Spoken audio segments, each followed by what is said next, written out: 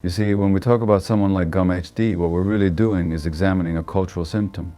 I want you to understand that his existence as a YouTuber is not a random occurrence. He's a reflection, a manifestation of deeper societal wounds. GommeHD is not just a content creator, no, he's an archetype of a new digital repression, a product of collective trauma that's playing out in real time. Let me be clear about this. GommeHD, in his world of Minecraft, is essentially constructing more than just blocks. He's constructing barriers between his viewers and their own emotional realities. Let me explain what I mean by this. Minecraft itself is an interesting choice of medium. It offers a seemingly infinite world where you can do anything. Anything. But is that really true? Is it not also a metaphor for the cognitive dissonance of freedom?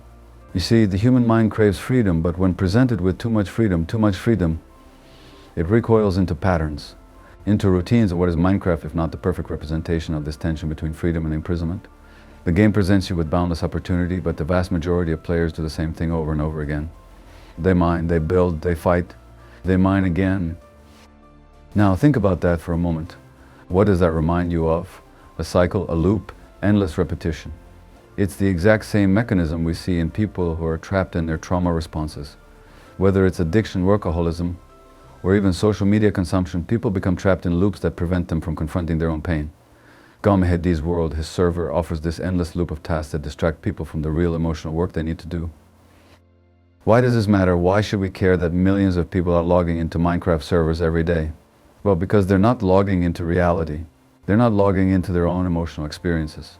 The very act of engaging with GommeHD's content is an act of escape from the unresolved pain, the unmet emotional needs, the childhood traumas that so many carry with them into adulthood.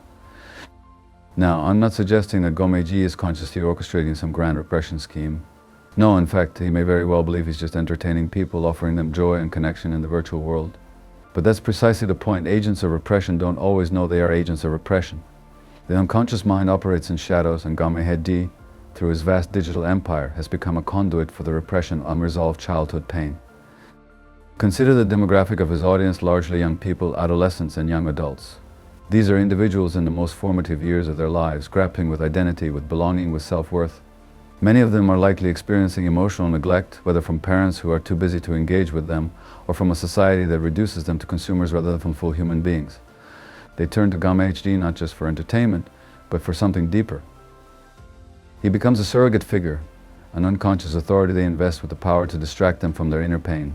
By immersing themselves in his world, they avoid facing their emotional needs, their fears, and their vulnerabilities. You see, this isn't just about Minecraft, it's about the way we as a society have designed distractions that keep us from the real work of healing. We've created digital landscapes where you can build castles and fortresses, but never confront the emotional ruins within yourself. And the irony is that GommeHD himself, with his carefully crafted persona, becomes a kind of fortress too. His success depends on maintaining a certain emotional distance, a veneer of positivity and excitement that never delves into the deeper issues that his audience might be grappling with.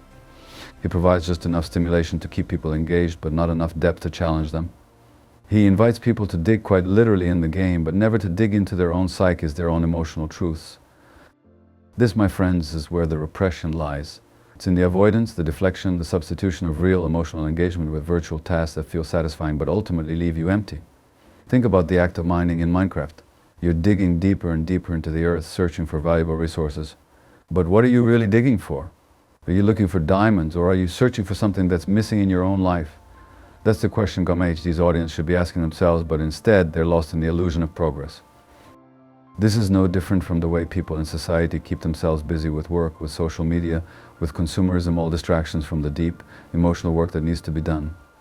GommeHD's server is, in many ways, a digital metaphor for the capitalist machine. You keep working, you keep grinding, and in the end, what do you really have? A virtual house.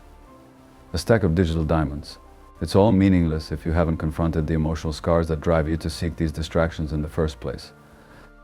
And so GommeHD, unknowingly or not, perpetuates this cycle of repression. He provides an endless stream of content that keeps people from sitting still, from being alone with their thoughts, from feeling their feelings. It's a numbing mechanism. The more time you spend in his world, the less time you spend in your own. Now, I want to be clear, I'm not demonizing GommeHD as a person. He's a product of the same society that we all are. He's part of a system that has normalized distraction, that has monetized our collective emotional avoidance. But we have to recognize what's happening here. The real cost of this digital world he's created is not the hours spent playing Minecraft. It's the hours not spent addressing the pain, the trauma, the emotional wounds that live within us. In the end, GommeHD is not building blocks. He's building walls that keep people from their own emotional truths, from their own healing.